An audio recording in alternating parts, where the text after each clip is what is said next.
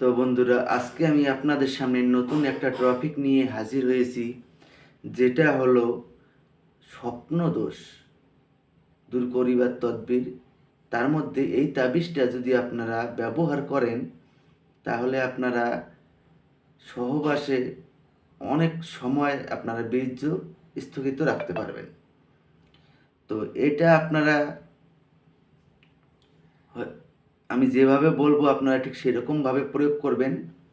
100 guarantee আমি আপনাদেরকে বলবো যে কাজ হবে। এর জন্য ডক্টরের কাছেও যেতে হবে না, কোনো তান্ত্রিক কবিরাজকে একদমই বিশ্বাস করবেন না। কেননা আমি ইউটিউবে যেরকম দেখতে পারছি, আপনাদেরকে তার মানে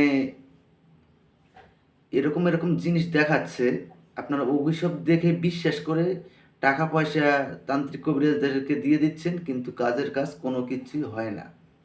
বা ইউটিউবের অনেক ভিডিও দেখে আপনারা কাজ করেন, সে কাজও হয় না। তাই আমি আপনাদেরকে বলবো যে ওই সব ভণ্ড প্রতারকের হাতে আপনারা না গিয়ে টাকা পয়সা ধ্বংস করতে যাবেন না, ওই সব ভণ্ড প্রতারকের হাতে পড়বেন না। আপনাদের কি প্রয়োজন, আমার চ্যানেলে আসুন, আমার চ্যানেল থেকে অবশ্যই পেয়ে যাবেন। আপনারা এখানটায় নিজে দেখুন, নিজে হাতে কাজ করুন, নিজে হাতে ফলাফল পাবেন। এর জন্য কাউকে কোনো টাকা পয়সা দেওয়ার কোনো প্রয়োজন নেই।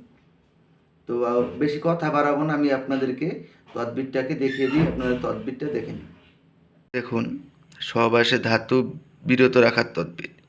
নিয়োক্ত নকশাটি লিখিয়া কাঁচা মোমের মধ্যে রাখিয়া গুলি বানাইয়া সহবাসের পূর্বে জিহ্বার নিচে রাখিয়া দিলে ধাতু নির্গত হইবে না। গুলিটি মুখ হইতে বাহির করিলেই ধাতু নির্গত হইবে। তো আরেকটা এখানটা নিচে দেখুন, সহবাসের পূর্বে নিয়োক্ত নকশাটি লিখিয়া জিহ্বার নিচে রাখিলে বিলম্বে বীর্যপাত হইবে, অথবা লিখিয়া মাদুলিতে ভরিয়া কোমরে বাঁধিয়া লইলে উদ্দেশ্য সফল হইবে। তো আপনারা উপরেরটা না করে নিচেরটাই প্রয়োগ করতে পারেন, এটাই সবচাইতে সহজ হবে।